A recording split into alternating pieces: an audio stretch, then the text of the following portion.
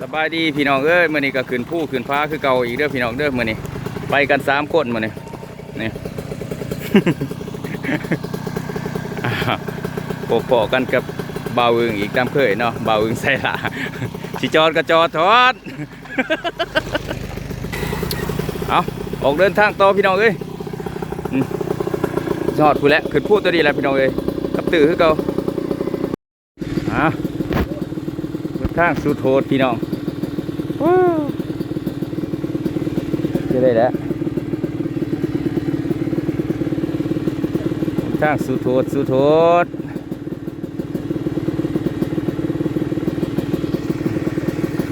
เดี๋ยวนี้เขากับเขามาหอดผู้แล้วพี่น้องเอ้ยนอกหลังจากที่เขาได้จอดนะเดี๋ยวว่าเสียดายบริทายน้ำทางนะพี่น้องเนาะน้ำทางมันยากเลยพี่น้องเอ้ยวันนี้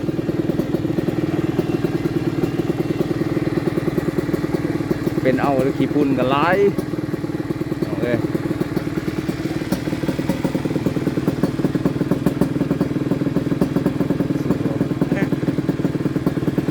ไปจะได้ ยกล้อแล้วนะโอ้รถคอยแห้งสูงเนี่ยขึ้นเงาะอยู่เดียวนี่โอ้ตาย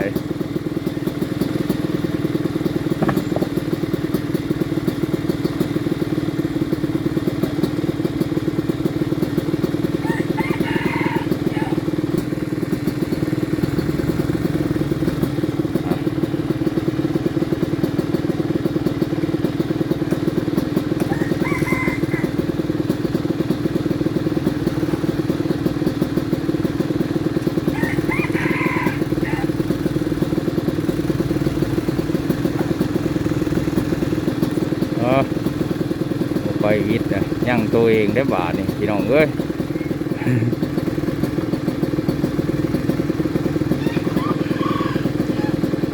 เด้อไปวิทย์มาซอยกันเด้อไปบลอดเด้อกูนี่รถสูงเนี่ย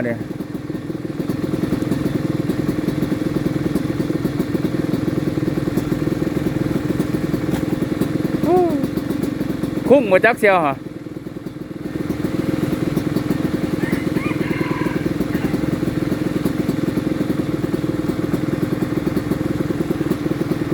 ขึ้นไปหันเป็นไส้พี่น้องเลยว่านี่คือนั้นเป็นไส้โอ้ผ่านหยอกกับผ่านตะเพิ่นมุงไปก่อนเนาะพี่น้องเนาะน้ำล้างนี่ผ่านตะเนาะต่อไปนี่เป็นน้ำบาดนี่ สิรอดพ่อพี่น้องเอา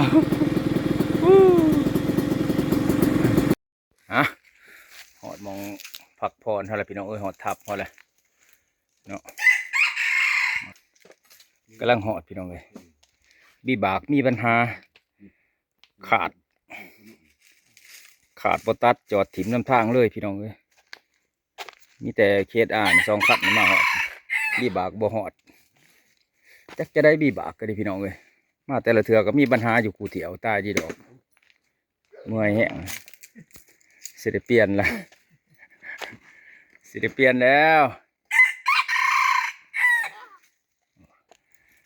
อยู่ในกระสอบกับโบเวนได้พี่น้องเลยคันเนาะแถวเพิ่นมียาดีเจ้าของเพิ่นนี่เอามาแต่ไทยมียาดีให้มันกินเพราะว่าคึกเป็นคึกนี่อีกตัวนึงตัวนี้นี่ของเพิ่นนี่ตัวนี้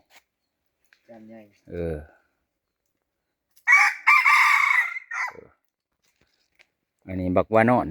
นี่พ่ายนักแต่พี่น้องเลย3 เถื่อพ่ายยังบ่ทันมีวิวแวว ไก่บ่อึงเองเลยพี่น้องเลยจะกล้าเฉียดกับมันแหละ เมื่อยว่าสิบ่มันไปบ่ได้ก็คือพอได้พ่ายไปอยู่เรื่อยๆพี่น้องเลย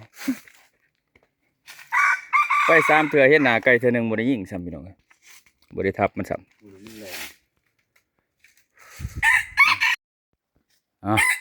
หลังจากเศร้าแห้งแล้วพี่น้องเอ้ยพวกเราก็เกี่ยมเลยบ้านนี่รอเมืองตอนแรกสิเป็นจะได้เนาะ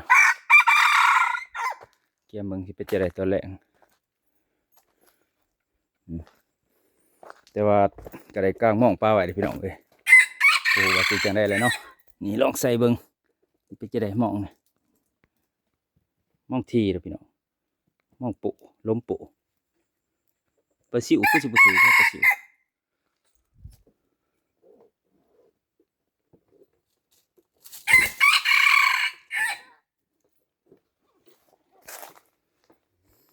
เป็นน้ำหวยขางพี่น้อง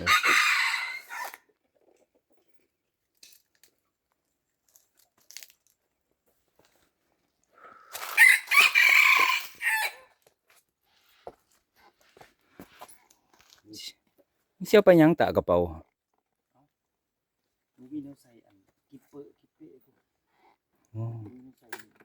ไปแล้วพี่น้องผ่านตาไปแล้วไปกับอีวันทองเพื่อน อีวันทองไล่ใจ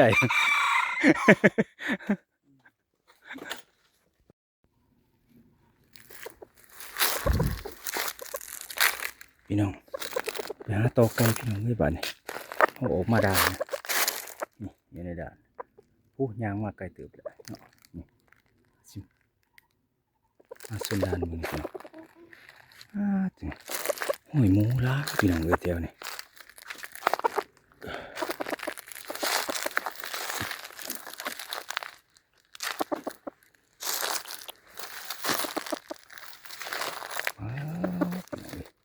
เห็นบ่พี่น้องเห็นบ่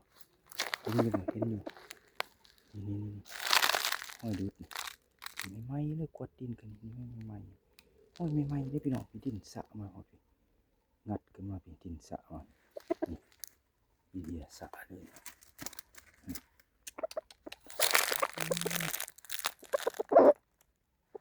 ไปทางไหนดี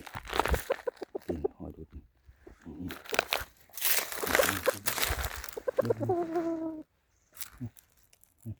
เหยียบก็ใหม่ใบยังอันนี้อยู่นี่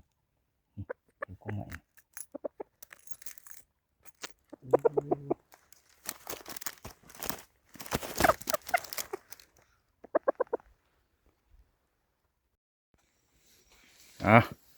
หลังจากมาหอดทับแล้วก็แบ่งสั้นกันส่วนกันไปหากินหาอยากแต่ว่ากับมือไฟมานพวกคนพี่น้องมื้อนี่เด้บาทนี่อูไฟอูมัดนะบาทกินเขากินน้ำแล้วนะกินปนปลาใส่หม้องในปลา3-4 ตัวโอ้ยพี่น้องเลยบุกคือเบาเหี่ยงจากดีเลยจนตาแห้งเจ้า3 คน3 ตัวทบมือในปลากันมันโพด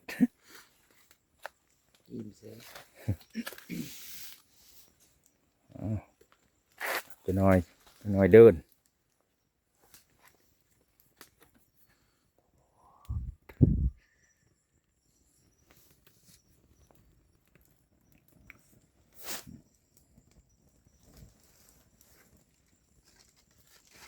ไปนะโอ้สั่งดีน้ำอันนี้ก็จะชิมให้ปักมือก่อน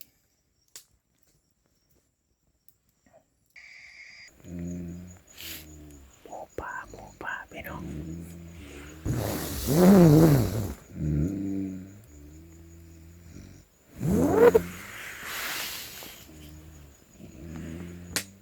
ป่า2 ตัว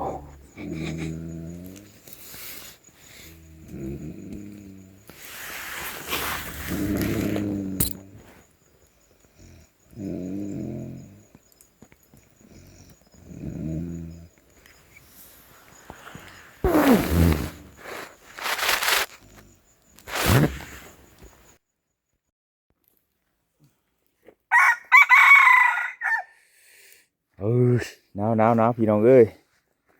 ตอนนี้เวลาก็ได้อยู่4 โมงกว่าเลย4 โมงปลายแล้วพี่น้องมาหาปั่นข้าวจีห้องทองจากบาทนี่อ่านเสามันนี่3 คน3 ปั่นว้าอีหยังคือว่าใส่บางยานี่แล้วก็ไปจะมาใหม่อะเด้อ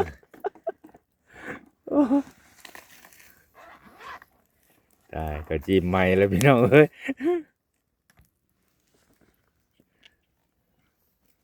ทำไมเนาะ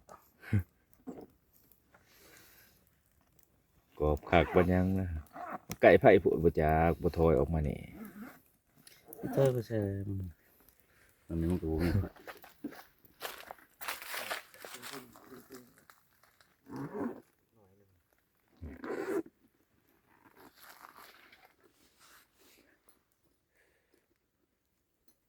เม็ดด้วยบ่คันแล้วไก่ป่านะนี่คัน2-3 บาทเนาะ2-3 จุด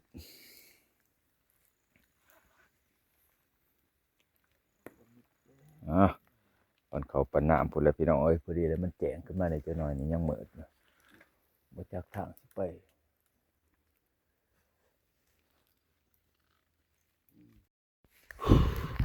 ยิ่งเลยพี่น้องเอ้ย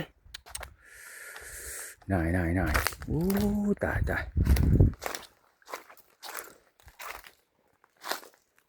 ถูกจะได้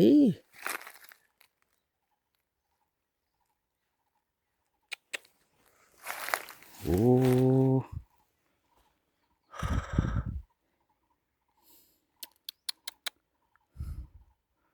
ผาดแล้วพี่น้องเอ้ยผาดแล้วเมื่อกี้นี่มีแต่คนนี่โอ้นายดิพี่ตกสูงได้ปืนนี่โอ้พี่ดาดคนเคาะตายได้พอเห็นแต่คนพี่น้องเอ้ยพี่ขาดเลยตัวนี้นี่โอ้ตายผิดพลาดแล้วพี่น้องเอ้ย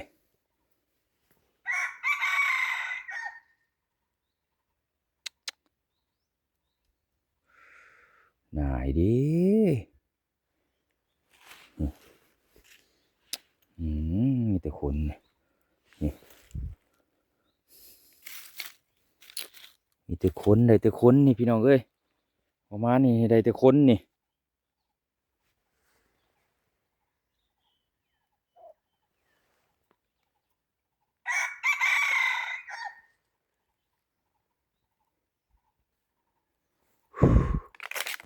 ขอผิดพลาดเองลูกเอ้ยนายดิปีนไปพุ่นเลยพี่น้องเอ้ยโอ้มา2 ตัวได้พี่น้องตัวหนึ่งหันหยานลบแลนไปพุ่นเลยแลนขามด้านไปพุ่นไปผากนะเฮ็ดมันมาอยู่มันระยะประมาณ30ปลายเมตรเนี่ย30 หรือ 40 เมตรนี่นะประมาณนั้นยิงบ่น่าพลาดโอ้ยน่าพลาดเลยพี่น้องเอ้ย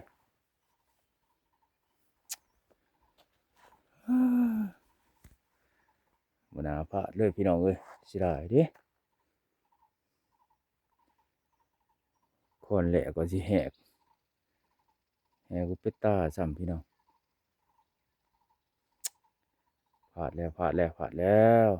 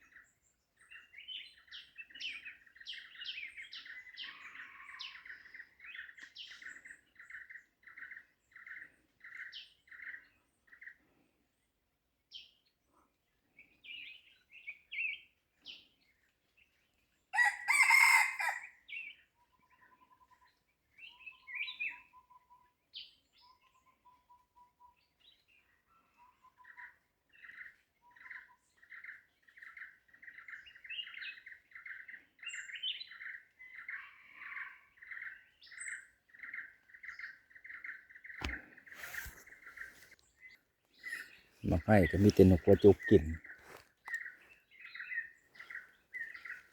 นกหัวจุกโอ้ยนกกระเรียวหัวจุกเบิ่งลงปืนก่อนพี่น้อง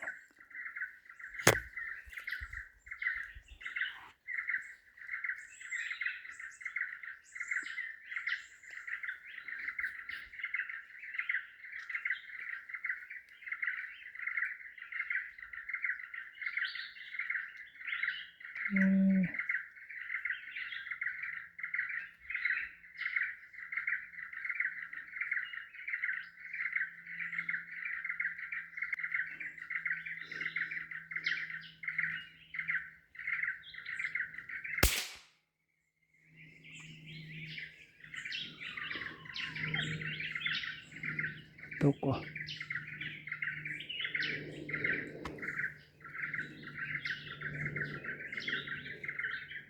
เห็นบ่